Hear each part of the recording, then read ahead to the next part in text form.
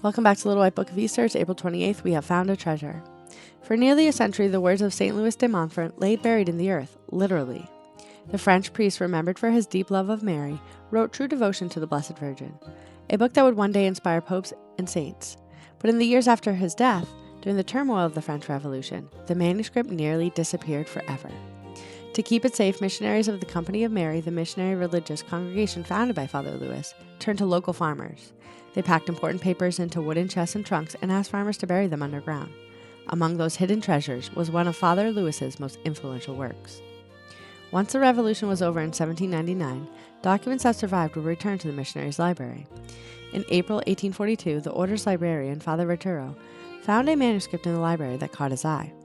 After I read a few pages, I took it, hoping to make use of it for a sermon on Our Lady. I read by chance the place where he speaks of his Company of Mary.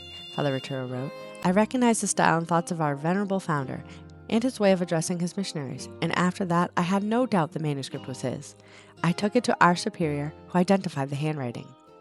True Devotion to the Blessed Virgin was finally published in 1843, offering a path of surrender to Christ through Mary. St. Pope John Paul II later adopted Father Louis's words, Totus tuus, completely yours, as his own motto.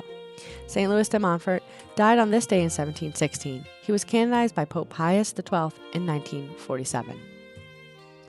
The gatekeeper opens it for him, and the sheep hear his voice as he calls his own sheep by name and leads them out. When he has driven out all his own, he walks ahead of them, and the sheep follow him because they recognize his voice. As a Christian, I believe that in following Jesus, his values, his example, I will find life to the full.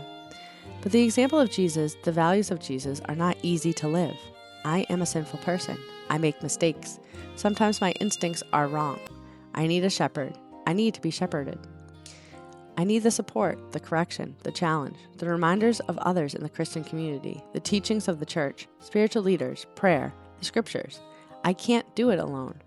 I don't have to do it alone. Spend some quiet time with the Lord today.